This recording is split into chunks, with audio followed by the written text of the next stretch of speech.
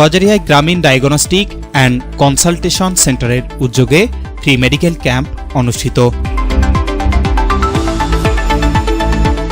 আসসালামু আলাইকুম। এমকে টেলিভিশনের নিয়মিত সংবাদে আপনাদের স্বাগত জানাচ্ছি আমি শারমিন মিনা। এতক্ষণ শুনছিলেন সংবাদ শিরোনাম, এখন ডেস্ক থেকে বিস্তারিত।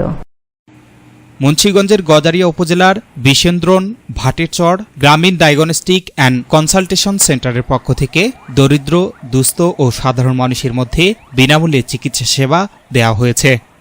শুক্রবার সকাল থেকে বিকাল পর্যন্ত গজারিয়া উপজেলার ট্যাঙ্গারচর ইউনিয়ন ভাটেরচর গ্রামীণ ডায়াগনস্টিক অ্যান্ড কনসালটেশন সেন্টারের আয়োজনে এ মেডিকেল ক্যাম্প সেবা প্রার্থীদের উপচে পড়া ভিড় দেখা যায়।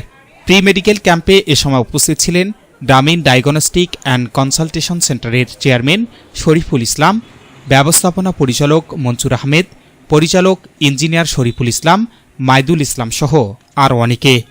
এ সময় ব্যবস্থাপনা পরিচালক মনসুর আহমেদ জানান, উন্নত ও নির্ভরযোগ্য স্বাস্থ্যসেবার প্রত্যয়ে আমরা বন্ধুরা মিলে গ্রামীণ ডায়াগনস্টিক অ্যান্ড কনসালটেশন সেন্টার প্রতিষ্ঠা করেছি। এলাকাবাসীর জন্য আধুনিক পরীক্ষা নিরীক্ষা ও বিশেষজ্ঞ পরামর্শ সেবা নিশ্চিত করতে প্রতিশ্রুতিবদ্ধ। আমরা মানুষের সেবায় কাজ করি। আমরা দুস্থ, দরিদ্র মানুষকে চিকিৎসা সেবা দেওয়ার চেষ্টা করেছি। এই মানবিক কর্মকাণ্ডের মাধ্যমে সবসময় আমরা সাধারণ মানুষের পাশে থাকতে চাই। খুব ভালো মানের হচ্ছে, এখানে সেবা দেওয়া হচ্ছে আপনার মেডিসিন বিশেষজ্ঞ, গাইনি এবং চর্ম বিশেষজ্ঞ ডাক্তার দ্বারা ভালো সেবা পাচ্ছে নিরীহ সাধারণ জনগণ। আসসালামু আলাইকুম। আমাদের মুন্সিগঞ্জ জেলার গজারিয়া থানার বিজদুন ভাটেরচর নতুন রাস্তার মোড়ে গ্রামীণ ডায়াগনস্টিক অ্যান্ড কনসালটেশন সেন্টারে আজকে আমাদের এলাকার যারা গরিব রোগী এদের সুবিধার্থে আমরা সারা দিনব্যাপী ফ্রি মেডিকেল ক্যাম্প করতেছি।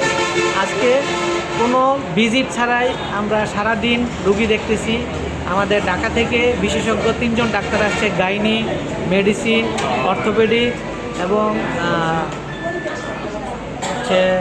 ডায়াবেটিস 4 জন আসছে। 4 জনের রুগী দেখতেছি ইনশাল্লাহ। আর আমাদের এই ডায়াগনস্টিক দেওয়ার উদ্দেশ্য, আমাদের মূল উদ্দেশ্য হচ্ছে এলাকার মানুষের সেবা করা। ব্যবসা করা আমাদের মূল লক্ষ্য না, আমাদের মূল লক্ষ্য হচ্ছে সেবা। সেবার মাধ্যমে যদি এলাকায় আমরা কিছু করতে পারি, সেটাই হচ্ছে আমাদের প্রধান পাওয়া, আর কিছুই না। S Rahman, news desk, MK television. শেষ করছি এমকে টেলিভিশনের নিয়মিত সংবাদ।